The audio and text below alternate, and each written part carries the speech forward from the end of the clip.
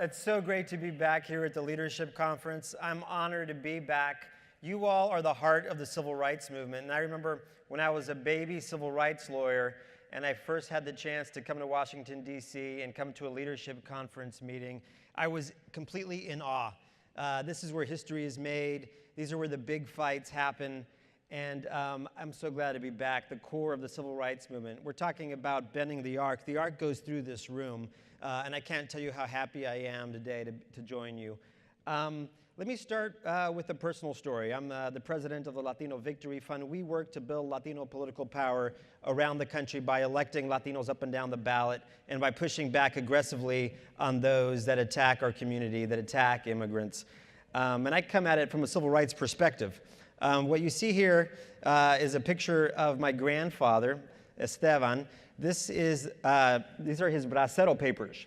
These are the papers, the documents that he got from the government so that he could come from Zacatecas, Mexico, with his entire family, to toil in the fields, to be migrant farm workers and do the really heavy lifting that this country requires.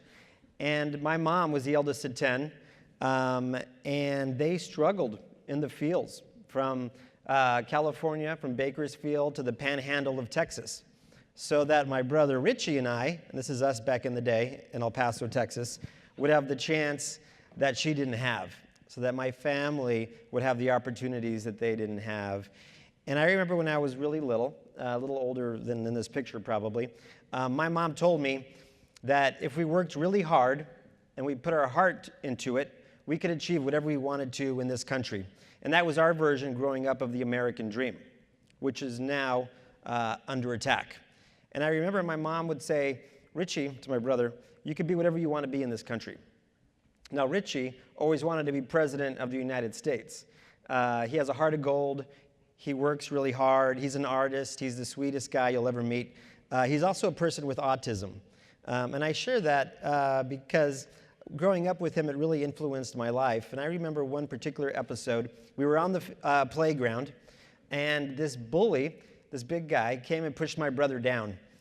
And I was a little wimp at the time. I wasn't yet really buff like I am today. And for whatever reason, I just kind of stood there and I froze. I didn't do anything to protect my brother or to stand up for Richie. And I regret that to this day. It's a feeling of shame and embarrassment that I'll never get over. And I told myself at that point that I'm never going to let some bully come around and push my brother down again and not do anything about it. And that's what's led a lot of my work, and I think probably leads a lot of your work. Similar stories like that brought you into this critical movement for people like my brother and others. And it leads to our work at Latino Victory. So this is another story I want to share with you. This here is a picture of a colonia in the Rio Grande Valley. You guys know what a colonia is? It's like an unincorporated area, very poor. And according to the 2010 census, this was the poorest census tract in the nation. And you can tell how poor it is. They didn't have any roads, poor services, lack of infrastructure. And there were 1,200 registered voters in this area, but only about 150 ever turned out to vote. The residents of this community pressed their local elected to fix the roads.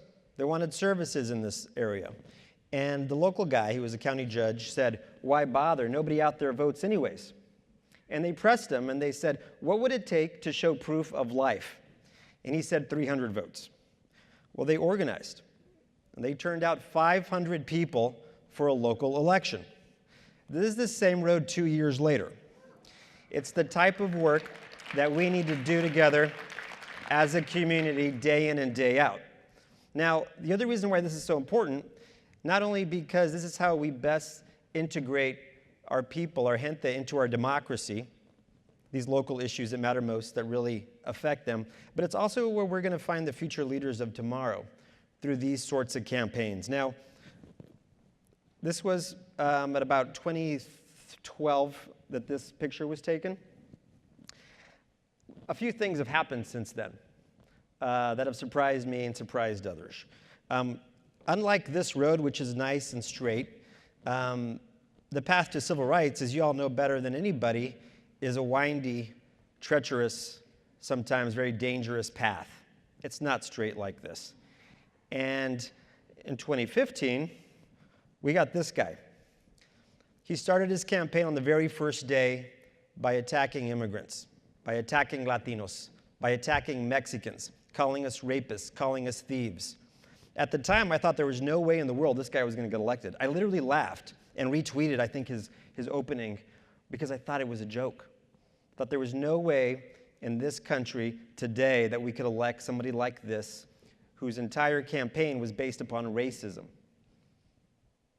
Well, he got elected, surrounded himself with white supremacists and white nationalists, and has since followed through on his promises.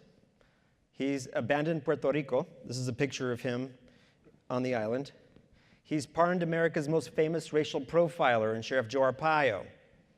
He's separated children from their mothers at the border. More recently, he's gassed them as they sought asylum in this country. He's attacked our health care.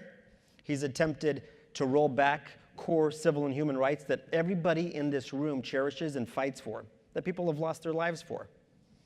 So, the road has been a tough one, and I have a new daughter. She's actually here. You might have heard her. Where's little baby boss? Somewhere back there in the corner is my little baby boss, Vivian, who's going to turn 1 year old on Saturday. And it was the best thing that's ever happened in my life after this terrible election to have this beautiful baby come into my life.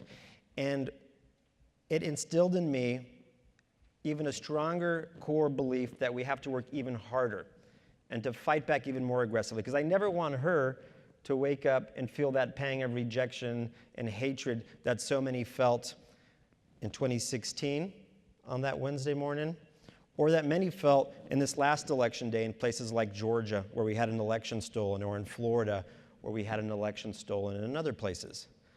So, what are we doing about it? We set out some extremely audacious goals this year. We wanted to double the number of Latino progressives that we elected to office. We wanted to grow the Hispanic caucus and take back the House because we knew that was the primary bulwark of defense against this horrible president who has put us in the crosshairs. We wanted to finally elect a Latina Democratic governor, which we've never had, considering we're 18% of the population, but only 1% of all elected officials. We wanted to get ready to impact redistricting because that is one of the core areas that we've fallen back on. Really, it's a civil rights issue, as you know. So all over the country, we had a 500% increase in the number of Latinos running for office that we're helping. 500% increase. Partly, we think, and we've been saying this, that Donald Trump, as horrible as he is going to prove to be the greatest Latino political organizer of all time. And guess what? They ran 280,000, I'm not kidding about this, 280,000 anti-immigrant ads in this last election. Is that insane or what? They're trying to borrow from Trump's playbook to rile up their base, defeat progressives, and steal elections. So what did we do? How did it go? Well, he was right about one thing. There was a caravan that showed up on election day. It was our voters. Let me show you this funny picture here for a second. This is what actually happened on election day. Now, let me show you something else. As hard as it was to mobilize these voters and elect all these candidates, we had to deal with some of our own problems on our side of the wall, right? The Democratic Party sometimes, old school operatives, the establishment, whatever you want to call it. And even our own friends have said things like this. This is an actual email that I got from a progressive donor, one of the top donors in New York City, a liberal bastion. He says here, if Latinos don't vote, it's hard to feel sorry for the consequences affecting them. They should realize that and who their friends are. And this is an actual all caps email he sends. Please emphasize to these folks that if they don't vote, they'll be further worse off. And if they don't vote, don't complain. So this is our friend, right? Look at what the media was doing. Just before the election, in articles around the country, we started saying things like this. Dems are fretting because they're not going to turn out, we're going to lose the House. Over and over and over again. I couldn't tell you the number of times we were reading this, and a little bit of panic was starting to set in because we don't want to be blamed for losses. especially if they're not true, because we knew from our own data that Latinos were going to turn out and explode in this election. And they did. This is from a New York Times headline. 174% increase in early vote. That is massive. It has never happened before. We turned out at levels of a presidential election, not a midterm election. Exploding turnout in key races across the country, and a key reason why we took back the House. We're extremely proud of candidates like Antonio Delgado in this picture, and a number of others. We elected, for example, the very first Latina Democrat to Congress from Florida, and Debbie Murcastel-Powell. We elected the youngest ever in Alexandria Ocasio from New York. We elected the first Latina Democratic governor in New Mexico, Michelle Lujan Grisham, the first Democratic Hispanic governor ever. The list goes on, and these were history-making wins across the board. We couldn't be more proud of our community, more proud of our candidates. I couldn't be more proud of our incredible small but mighty staff that worked tirelessly in a very thankless job to do this, while our friends, the press, and others were piling it on. So we're proud of it, but it's not all perfect. There's clearly more work to do. The thing I want to draw your attention to, most importantly here, is that first stat. A record 1 in 4 Latino voters cast a ballot for the first time this cycle.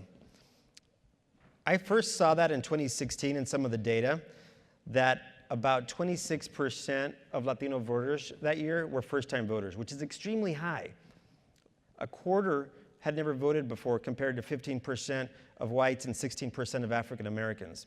And the reason why that's so interesting and important is because these are new voters coming into our system that represent the future.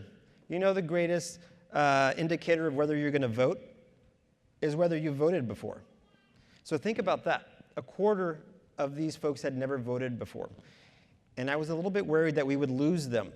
You know, someone said, with all of this energy around the Women's March and then the anger in 2017 and all of that, aren't people just going to burn themselves out? And aren't we going to lose all of these first-time voters and everybody else? I got a little worried about it. But the truth is, that anger is really the gas in the tank. And this president keeps refilling that gas tank. And that's why we saw, in part, this historic wave election last year, and why our candidates came out on top around the country. Really phenomenal. We won 75% of our races. We had 58 candidates, and we're exceedingly proud of that, and we're going to be building on that. But like I said, it's not all perfect. This here is where I'm going to end today's presentation. Earlier today, I think you heard from a dear friend of mine, Andrew Gilliam. Did you hear his speech? I love him. And he worked very hard in his race in Florida. And so did Stacey Abrams in Georgia, another dear friend of ours. And what we wanted to make sure we did this year, still as a newer organization, is to work in coalition. We Latinos need to stand with our African American brothers and sisters, and our Native American brothers and sisters, and our Asian American brothers and sisters, and our women allies, et cetera, et cetera. We have to do better about that as a civil rights community. So for the first time ever, we invested 6 figures into Stacey Abrams' coordinated campaign and traveled to Georgia and knocked on doors for Stacey Abrams and worked with our candidates down ballot there. We had a bus tour through Georgia in places that I'd never been to before, but that I intend to go back to knock on doors for her again. And in Florida, this is the last day of early vote. We brought the sort of Latina A-team, the super mujeres, the Eva Longoria and America Ferreira and Gina Rodriguez and Rosario Dawson and others to campaign in Orlando and in Miami, and to really hyper-focus on exploiting the Latino vote for our candidates, but really also for our dear friend Andrew. And you saw some press today probably, and in other places that are saying, you know, part of the reason why we lost in Florida is because the Latino vote, again, a little bit of a blame coming our way, wasn't where it needed to be, right? Yes, we have to do better as a community. The Democratic Party has to do better. The donors have to do better because we have to invest earlier in our community. Now, you don't hear people complaining about the 80,000, about spending money on the 80,000 folks who cost the 2016 election in Michigan, right? Wisconsin. Like, we don't hear about that. This is where we need to invest. Cross-cultural, cross-institutional, making sure that our voters are working together. And the real reason, I would say, that he lost this election is because of voter suppression.